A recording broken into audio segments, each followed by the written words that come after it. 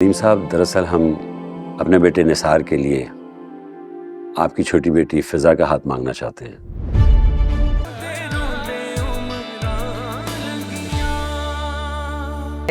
Okay okay.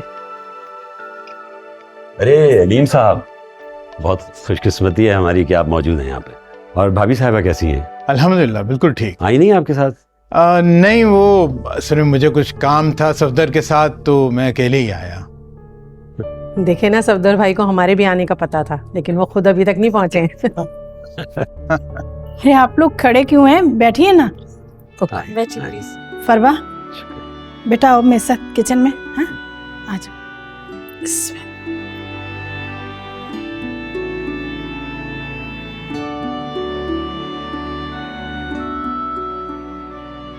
बहुत अच्छा हुआ जो आप आ गए, वरना हमें हैदराबाद आपसे मिलने आना पड़ता।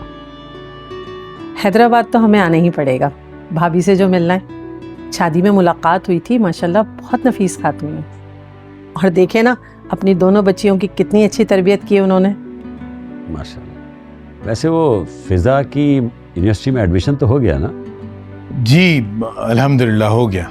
माशाल्लाह माशाल्लाह। क्या हुआ शीना, आप सफदर भाई अभी तक आए नहीं? बस वो रास्ते में ही है। आप कुछ लेना। ये केक जो है ये नताशा ने खुद बेक किया है। अरे भाई, इन सब तकल्लुफात की क्या जरूरत थी, हमारा अपना ही घर है। नताशा आ गई। वालेकुम अस्सलाम। आओ बेटा, बैठो मेरे पास। पिछली बार भी तुमसे सही तरीके से मुलाकात नहीं हो पाई थी, और फैजान तो शादी के बाद तक अब तक नहीं मिला हमसे।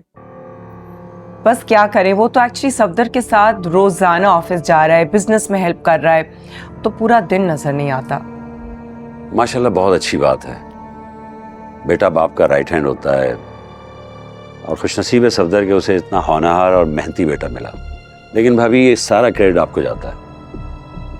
सफदर तो अपने ऑफिस में बिजी रहता होगा, लेकिन घर से जो तरबियत मिली है वो तो आप ही से मिली है ना। बिल्कुल सही कहा आपने। वाकई शीना ने यूएस में रहते हुए भी बेटे की बहुत अच्छी तरबियत की है। अब देखे ना, इसीलिए अलीम भाई ने अपनी बेटी इनको दी है। बस अब तो हमारी भी ये ख्वाहिश है कि हादिया जैसी समझदार और पढ़ी लिखी बच्ची हमारे घर की भी रौनक बन जाए।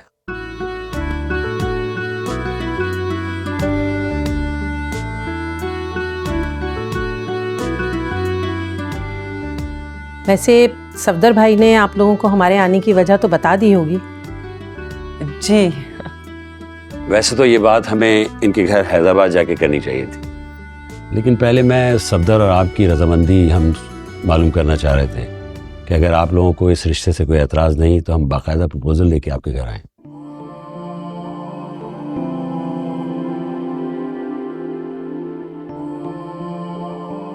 मैं आपकी बात कुछ समझा नहीं। आप क्या? अलीम साहब, दरअसल हम अपने बेटे निसार के लिए आपकी छोटी बेटी फिजा का हाथ मांगना चाहते हैं।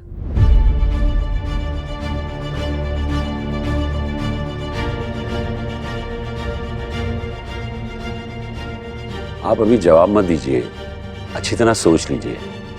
हम बाकायदा आपके घर फिर रिश्ता लेके आएंगे।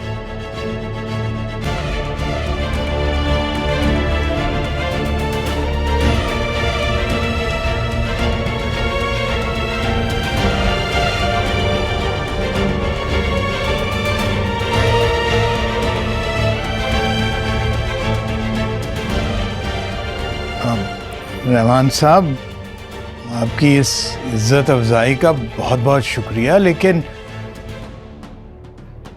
वो सफदर से बात किए बगैर मैं कोई जवाब देने से कासिर हूँ। सफदर को आई थिंक कोई एतराज़ नहीं होगा। हमें तो आपकी मर्जी मालूम करनी थी। देखिए, मैं अपनी बेगम से मशवरा किए बगैर तो अबू, वो फिजा तो अभी पढ़ रही है ना, और उसे डॉक्टर भी बनना है। हाँ तो बेटा, हमें उसकी पढ़ाई पर कोई एतराज़ नहीं है। हम 2-4 साल रुक सकते हैं, और अगर वो अपनी पढ़ाई कंप्लीट करना चाह रही है तो वो निसार के साथ यूएस जाके भी कर सकती है। और आप लोगों को पता है कि मेरे निसार को इंतहाई लायक और कॉन्फिडेंट लड़कियां बहुत पसंद हैं, और फिजा से शादी की ख्वाहिश भी उसने खुद जाहिर की है।